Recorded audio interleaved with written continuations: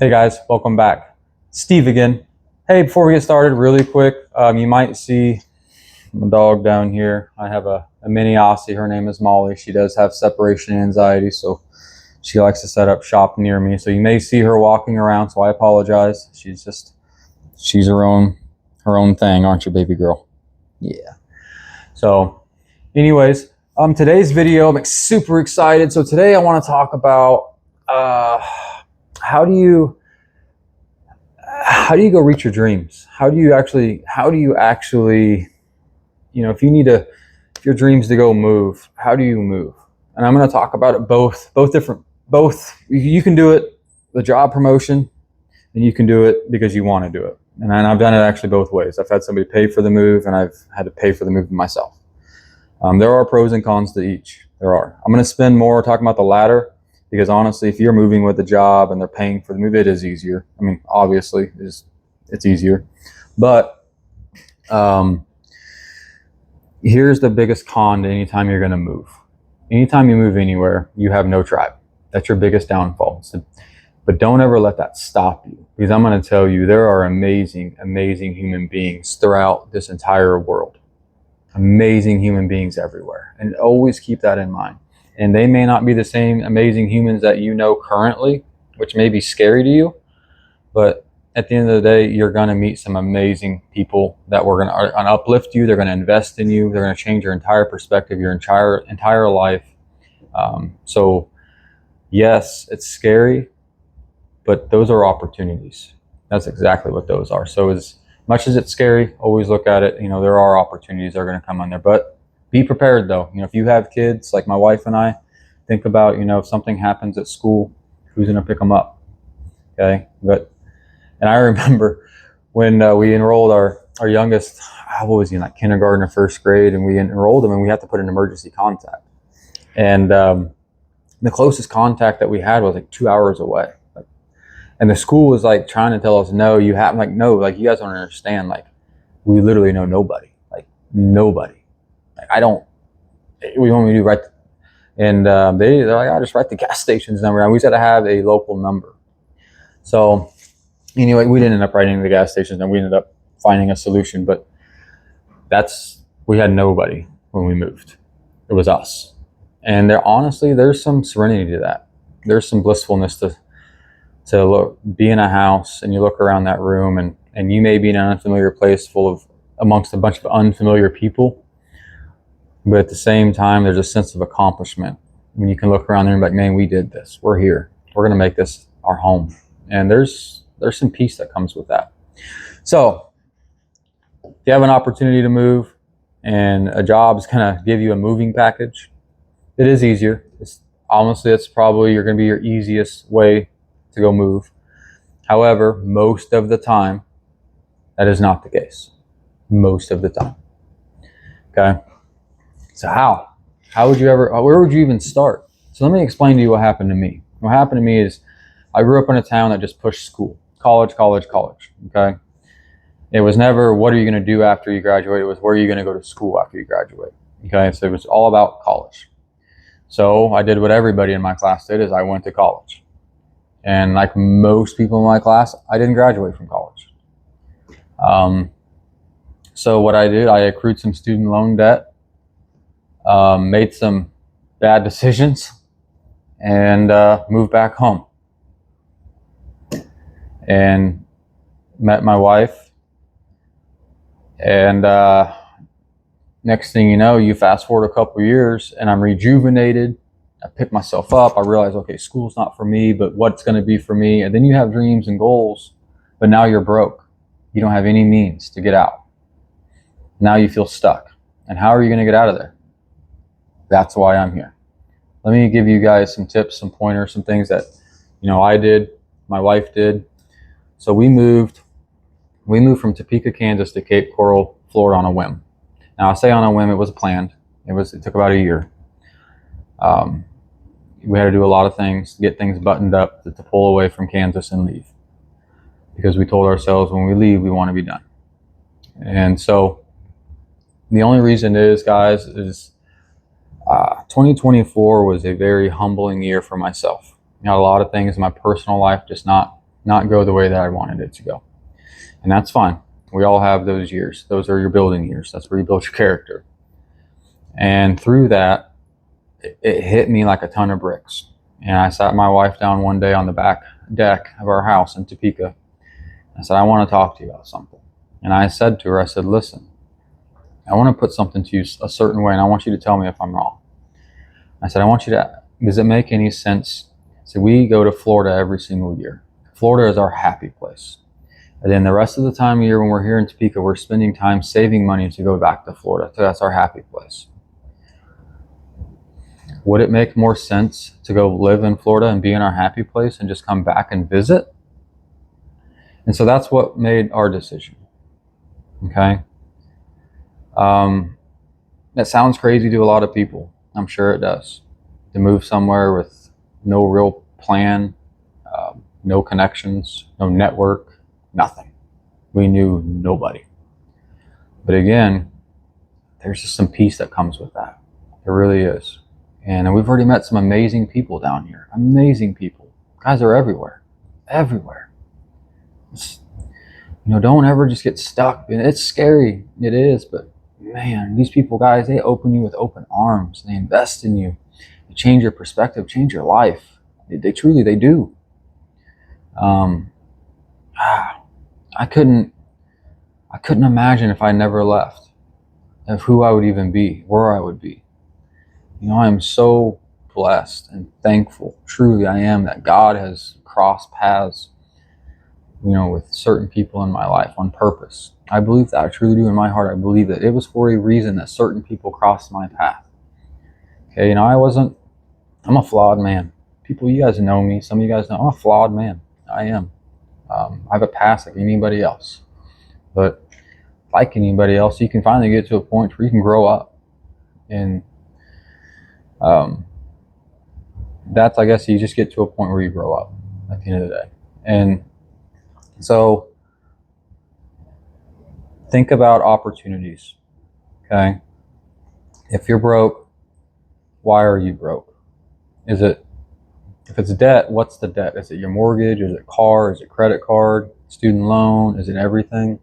You need to figure out a way to either consolidate, pay off. You're going to have to get that under control. You are. And it's going to suck. It did. It sucked for us. It took a year. I'd have liked to pack up and leave the next day after my wife said, yeah. I'm like, oh, let's go. Every day that we were there was a wasteful day for me. That's how I thought of it. So, guys, we can sit around and wish and dream, but until you take that first step, you're never going to get anywhere. And you're going to have to do some things you don't want to do. And there's a quote, and I can't remember who said it. Maybe it was Joe Rogan. I'm not really sure, but it said something along the lines of, if you're not willing to sacrifice for a year to have happiness for the rest of your life, then you're not serious enough to have a good life. And I truly believe that. A lot of you guys probably think I just disappeared off the face of the earth. And honestly, I probably did to some. Wasn't on purpose. It was. Guys, when I left the small town that I was from, I didn't have a lot of knowledge. I didn't have people really investing in me. When you live in small towns, a lot of times it just becomes a competition. And people aren't investing in people. People are competing against each other. Well, there's not a lot of growth there. There's just not. And so when I left, and that's where I came from, it was a culture shock that nobody cared about anything else. All the people I was talking to, all they cared about was growth, money, business. They didn't care about anything else. And it took me a while. And I'm probably lost an opportunity to have some great friends in the beginning because they probably looked at me as a toxic person. And I never really realized that until later on. But when I had some accountability and self-reflection, I look back like, man, they probably think, they're probably right. Okay. So it's just, you can't ever let that stuff hold you back, guys, but you're going to have to get your finances under control. You're going to have to. And I know in a small town, it's hard to make money. So here's my recommendation. I would either consolidate your credit if you can. It depends on how much you want to bet on yourself. I'm not going to suggest you go into debt moving. You shouldn't go into debt to move. My own opinion. You shouldn't be taking loans and cashing out your retirement to move. Okay. But at the same time, you're going to have to take some risk. That's going to be a little scary. But they don't have to be those risks. Okay. I call these calculated risks. You have to take a calculated risk. Here's what a calculated risk is. It's moving your family where you know nobody. And knowing that you have your family's back enough, that you can be enough of a support system that even though you may not have a whole tribe around you in the immediate future, that you and whoever you're with is going to be enough. Okay? There's an example. That's a calculated risk. That's a risk knowing that you are a good enough human being for your family to fill in any gaps in the meantime. You can bet on yourself on that. You can't bet on what kind of money you're going to make in this new market. That's a bad bet.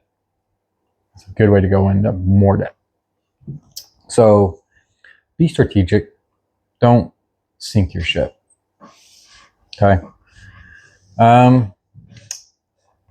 That's really, man, I could go into more. Let's go into more. So, and the other thing that my wife and I had to do was housing. Let's talk about housing and how to go find housing in a place that you don't know anything about. We made a mistake. Trust me. We made a mistake. We moved to Topeka, Kansas, and we were in a crunch. Okay, we had to get there by a deadline. I was obviously at a job, promoted up, they paid for it. So we were in a time crunch. We didn't have a lot of time. And so we found a house that fit us and we moved. Coming from a small town, we didn't think about districts. We didn't think about multiple schools, what school that would put us into. We didn't even think about it. And we get there. And we put our kids in the inner city school right in the middle of Topeka. And you talk about a culture shock. You thought I was culture shocked? Think about my kids. There were more kids in their school than there were in the entire town of where we moved from. So like complete culture shock for them. And we didn't know. Now I'll tell you, we didn't pull our kids out. We could have found a loophole. Hey, you're going to go to this school because of this. We didn't do that. We didn't.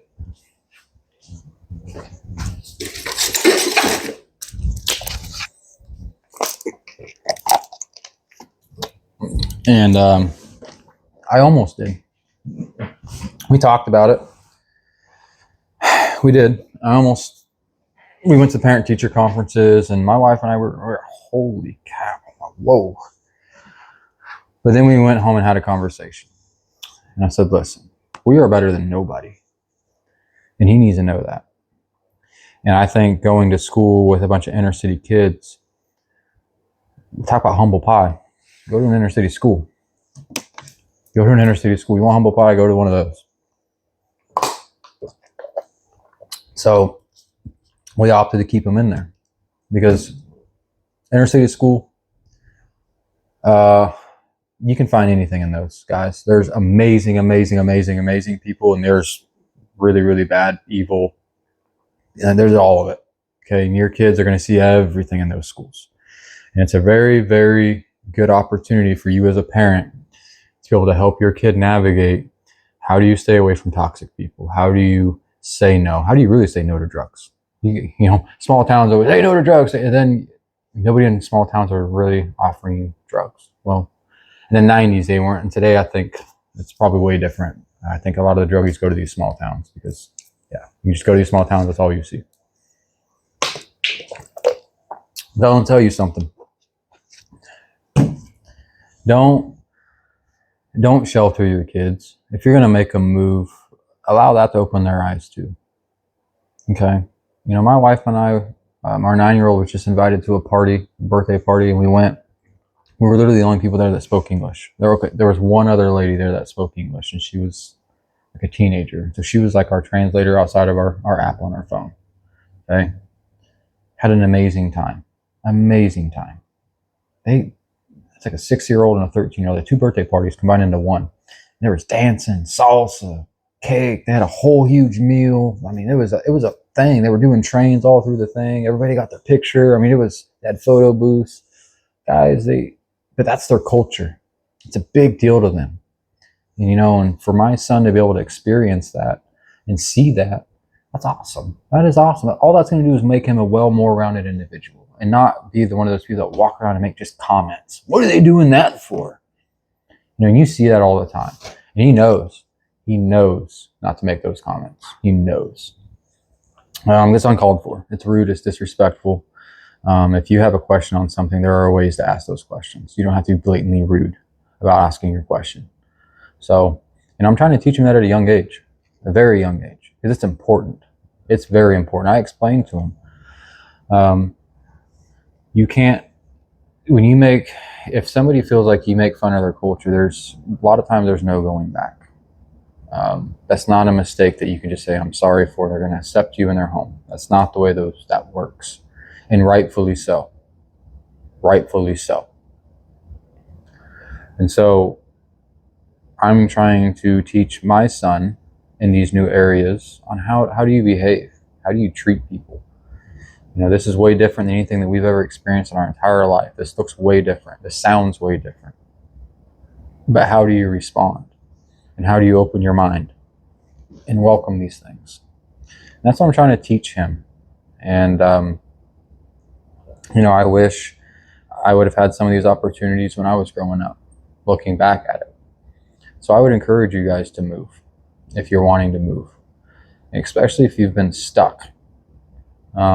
Be more well-rounded. Reach out, network. Looking back at our move to Florida, I wish I probably would have networked a little bit more in the beginning. I could have used my LinkedIn a little bit better.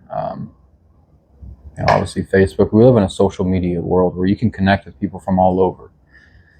But at the same time, I don't necessarily regret not connecting with anybody and just moving down here and blending in with the crowd for a little while until we got acclimated. And then we reached out and started meeting people. That went pretty smooth too. It went smooth for us, but I guess I could look back and well, maybe we could have hung out with friends sooner than we started hanging out with friends if we had bridged that gap. But either way, it worked. Wasn't the end of the world for us. We live our best life every day. Every day is our best life. We say that too. We look at ourselves all the time and I can't believe we live here. This is nuts. This is not a vacation. This is our house. This is nuts. This is not an Airbnb. And it took the longest time, guys, for me to not feel like I was on vacation once we moved here. I just felt like it was going to end. Like I had to pack my stuff and go back. And it took a long time. Like, man, I don't have to do that. This is home. This is my home. We've done this. And the beach isn't for everybody. I'm not telling everybody to pack up and go to the beach. Maybe it's the mountains. Maybe it's just the middle of the United States in the big city. I don't know. But maybe you live in a big city and you want to move to a different big city. It has nothing to do with being stuck in a small town. It has to just being stuck where you're at. Well, you're going to have to get your finances under control. That's the first thing. You're just going to have to. And I know you hate to hear that because it's hard. But you got to just be smart about what you're doing. Okay? Don't just go to Google and figure and first few things that pop up and then jot them down and walk away and think you have a plan. Go talk to some people, talk to somebody that's done it, talk to a few people that have done it, talk to somebody that's never done it, that's thought about it, and why haven't they done it? What's held them back? Talk to people that moved away and moved back. Why'd they move back? What happened? Talk to people that moved back when they didn't want to move back. Why did they have to move back? What missteps did they have? All of those things. Just round yourself out so when you do move, you have the full big picture. You are zoomed out and you can see everything. You're not overlooking anything. Just make sure all the things are in the picture. But at the end of the day, it's going to be a risk. It's never going to be a safe move. It's just not. There's going to be risk involved. Don't let that hold you back, guys. Invest in your mind, body, and spirit. Get some confidence. Let that stuff start clicking. Get in unison. Start beaming with some light. Start turning around. Start investing in people behind you. And the people in front of you are also going to invest in you. That's the way that works. And it just happens. You just work on these things and it just comes with the territory. You don't even have to ask for it. It just comes with it. It just happens. Because you start doing X, Y, and Z, and X, Y, and Z equals X, Y, and Z, and X, Y, and it just goes on. And it's just, you're not doing anything but X, Y, and Z, but because X, Y, and Z, mind, body, spirit, that equals this, and it just, the list is on and on and on. But all you're doing is mind, body, spirit. It's just what you're getting in return. You're going to get these things in return. You will. So that's why I'm so big on this stuff. I'm not just preaching this to preach it. I'm preaching it because I'm living it, and it's changed my entire life. It's changed my perspective. It's changed my wife. It's changed my kid. It's changed everything for us, for the better, for the better. We are better human beings. We're in a better situation. Our finances are better. Our ideas are better. Our brain power is better. Our patience is better. Our intelligence is deeper. Our conversations are deeper. Our understanding is more. All of these things happen because of mind, body, and spirit. I used to be so gung-ho and just so mad, and I'd walk around angry all the time. And I mentioned in one of my TikTok videos last night, you go to a grocery store and you see these carts in these parking spots, and people get so mad, so mad. I hear it all the time. You see it. You know, the thing that I'm thinking about is, I know a lot of moms go to the store with their kids by themselves. I see it all the time. Now, I also see this crazy society we live in. Literally, I mean, here we are. And so I'm not going to expect a mom to put her kids in a vehicle and walk away to go put a cart up, knowing the society that we live in. I'm more upset that the cart has to be left there because of the society we live in. That's why I'm mad. I'm not mad at them for leaving it. I'm mad that they feel like they have to leave it because of the safety. That's why I get upset. That's just one example of people. Then they can't get over that. Then they walk into the store mad. Now they're being rude to people in the store. Now you don't even have, it's a snowball, and it snowballs, and it snowballs. And it's like, why? Why so much anger and hate? Why? For what? What is that fixing? What is that solving? So be grounded. Be a grounded human being. And new places like that also give you a restart. It's like a recharge. Okay? It's a blank slate, clean canvas. So you also get that. No, we didn't move for those reasons. It just kind of comes with the territory. I actually missed the canvas that we had in Topeka. I do. We had some amazing connections in Topeka. We did. And I miss those people. I love those people dearly. Still talk to them. Actually, one of them's getting ready to come fly and see us. Super excited. It's actually Brandon, the guy I shouted out in my very first video. He's going to come see us. So I'm super excited. Today's shout out, I'm actually going to go back to the beginning. Her name is Petra. So Petra and I met at Schwann's, and she was somebody that also changed my life. And she changed my life in my career field. So she's a unique one.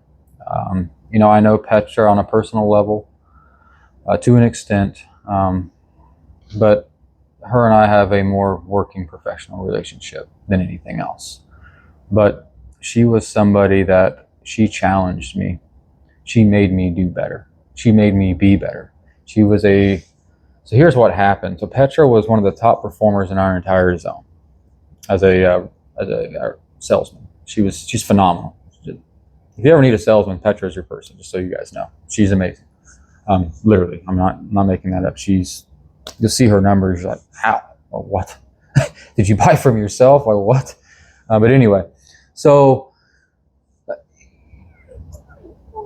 as I progressed in my career, we actually had another manager come in.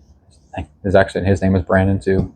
He's going to get a shout out later on because he was very, very impactful for me as well. But I got to go have a conversation with him before I get too crazy and just blow his name up. So later date. But he started investing in me. He saw something in me. So he started like, hey, I went from running one depot to running two depots. So eventually I was helping him literally run the zone, the entire zone. It was me and him.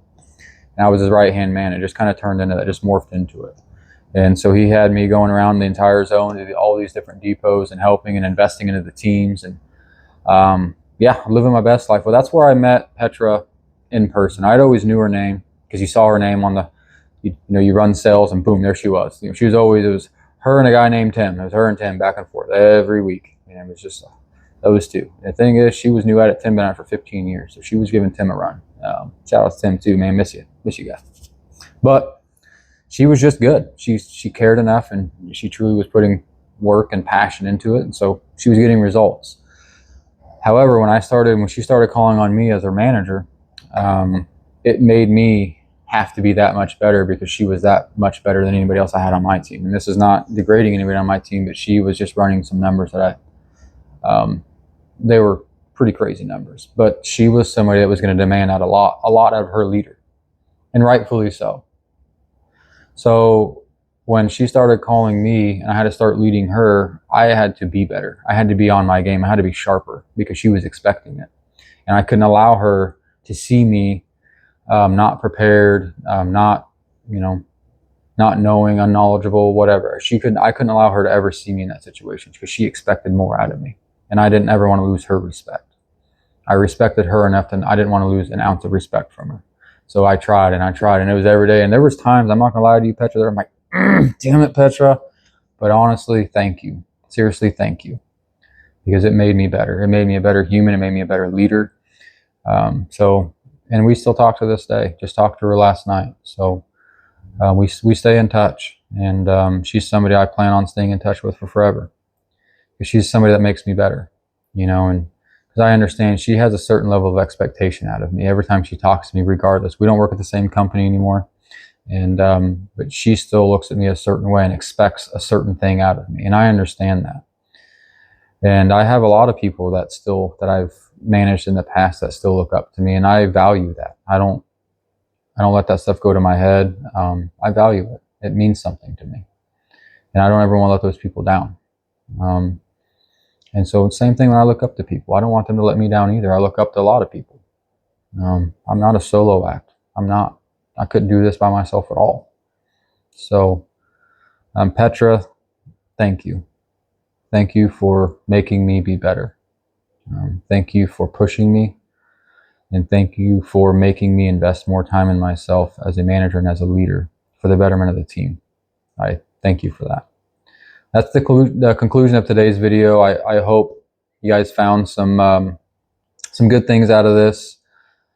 I know I went down rabbit holes. I still got to get better at staying on topic and going down the line here, but I just have a lot of things on my mind. And this podcast isn't going to be perfect. I'm not trying to be perfect. I'm just trying to be real, trying to be raw. I'm not editing my videos much. I don't want to. I'm sure at some point I can do better with the effects and the sound effects and make my background look better than a wall, but I don't really want to get too far off of who I am as a person and the realness and the rawness of me. I want you guys to be able to see that. I think that's important. That's how you can relate.